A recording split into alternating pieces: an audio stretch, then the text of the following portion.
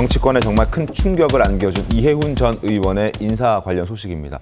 갑작스러운 이해훈 전 의원의 장관 후보자 이 인사 카드에 정치권이 종일 배신감, 모욕감, 황당하다는 반응들을 쏟아냈습니다.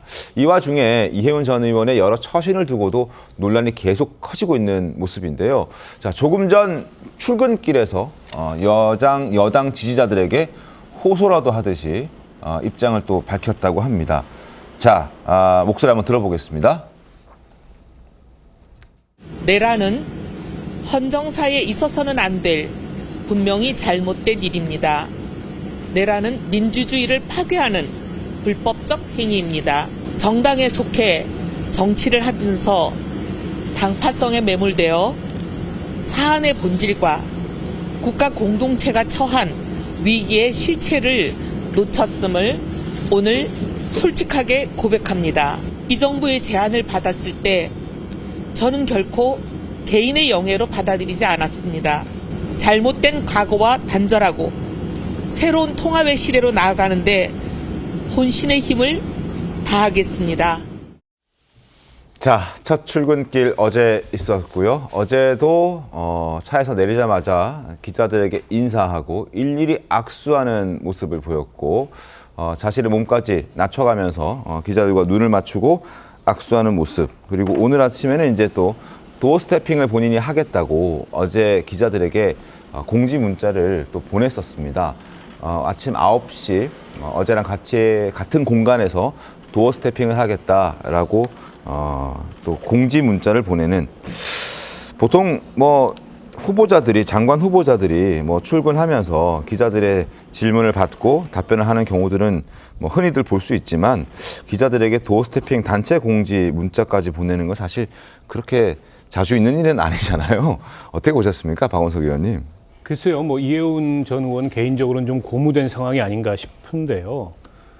이번 인사의 의미를 정권 입장에서, 이재명 대통령 입장에서 해석을 하자면 기획예산처라는 국가재정과 미래기획을 담당하는 핵심 부처의 수장을 상대 진영에 있는 전문가 출신 정치인을 기용한다는 건 한편으로는 이제 국정 자신감의 표출이기도 하고, 한편으로는 적극적으로 중도 보수로까지 이 정치적 경계를 확장해 나가겠다. 그건 다시 말하면 이제 국민의힘의 뿌리를 흔들겠다라는 어떤 공세적 의미를 저는 갖고 있다고 보는데, 다만 이해훈 전 의원이 그 적임자냐에 대해서는 상당한 이론이 있을 것 같습니다.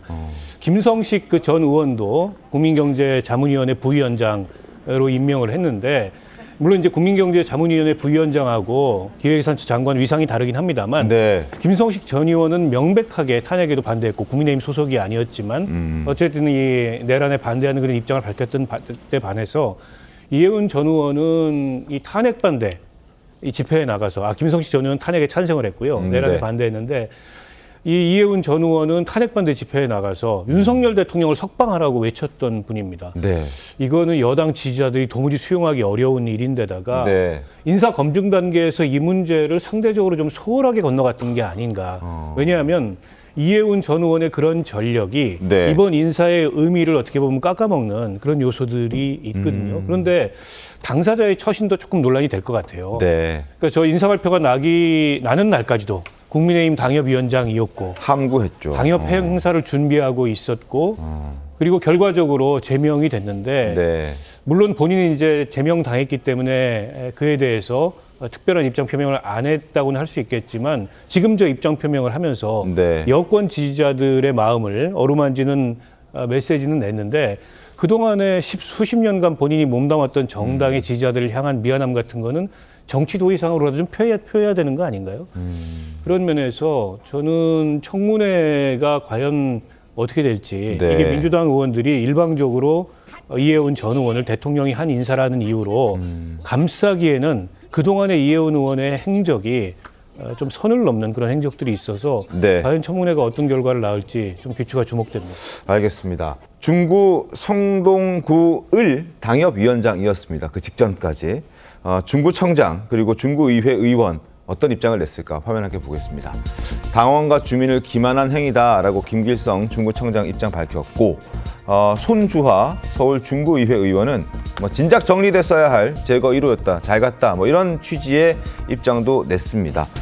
자, 그렇다면 조금 전에 김성태 대표가 말씀해 주셨듯이 왜 이재명 정부는 이해훈 전 의원을 후보자로 지명했을까?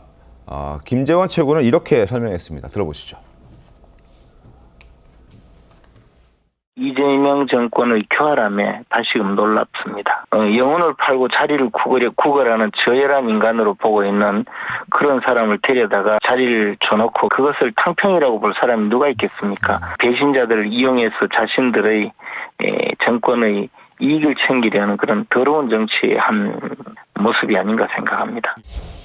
이혜원이 저는 양심도 없다고 생각하는 것이 우리 당 서울 중앙에 있는 당협위원장이잖아요. 혹시 지명 안 할까봐 끝까지 당협위원장 자리 지키고 있었고요. 또 그 당협위원장 자리를 가지고 오세훈 서울시장한테 축사도 요청을 하고 끝까지 이 자리를 지키듯이 하다가 발표가 나버린 겁니다. 구구절절 변명을 썼다라고 해서 본인이 배신하고 변절했으면 입 닫고 그냥 검증이나 받을 일이지 본인 변명하지 마십시오. 보수의 자존심도 없습니까? 왜 이해훈 카드였을까? 여러 해석들이 나오고 있는데 이런 해석도 있습니다. 화면을 보시죠. 자, 이해훈 전 의원의 과거 이력을 보니 이런 게 있었습니다. 시아버지가 이제 대단히 큰 정치인이었는데 김태호 전 의원이었습니다. 한나라당에서 4선을 지냈고요. 노태우 정부 내무부 장관을 했었고 이해창 대표 시절에도 신한국당 사무총장했습니다. 이런 정치 거물을 이제 시아버지로 모시고 있었는데 그것 때문에 영입한 것 아니냐? 왜냐하면 뭐 물론 지금 현재는 돌아가셨고 그리고 울산 쪽 돌아가셨지만 현역은 아니시지만 여전히 울산 지역에서 좀 영향력을 행사하고 있다. 그러니까 지방선거 앞두고 이런 것 때문에 이해훈 전 의원 내정한 거 아니냐? 이런 얘기가 있거든요. 어떻습니까? 글쎄 뭐 그런 해석도 나올 수 있을 텐데 네. 작고 하신 시아버지가 정치적 영향력을 미친다 한들 얼마나 외치겠습니까? 그것 때문에 수많은 논란을 무릅쓰고 이해훈 의원을 장관으로 임명했다는 거는 제가 보기엔 좀 확대 해석인 것 같고 네.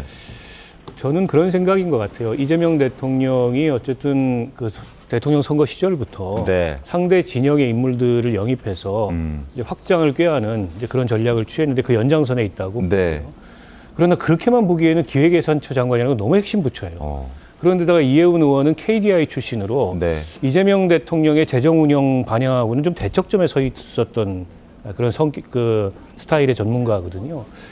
그래서 저는 경제 운영에 대해서 조금은 더 국민들에게 안정감을 주겠다. 이런 어떤 의도가 깔려 있는 게 아닌가 싶어요. 나랑 네. 생각을 달리했던 사람까지도 포용해서 이 정부 내부에 일종의 레드팀까지를 감안하면서 경제 운영을 하겠다. 네. 이런 이제 보관까지 포함된 건데 문제는 저는 이해훈 의원의 이 당협위원장으로서 12.3 비상계엄 이후의 행보에 대해서 너무 과소평가한 거 아닌가? 아니 왜냐하면 지금 민주당의 국정 운영의 제일 기조는 내란 청산이지 않습니까? 네. 그러니까 앞뒤가 안 맞아요. 지금 국무총리 산하에 헌정수호 TF를 구성해가지고 공무원들의 행적까지 다 파악을 하겠다는데 장관 후보자가 윤석열 석방하라고 외쳤던 사람이야. 이 딜레마죠. 그걸 이제 국민들에게 어떻게 할 건가? 네. 이해훈 의원 본인도 그리고 정부도 이게 과제라고 생각합니다.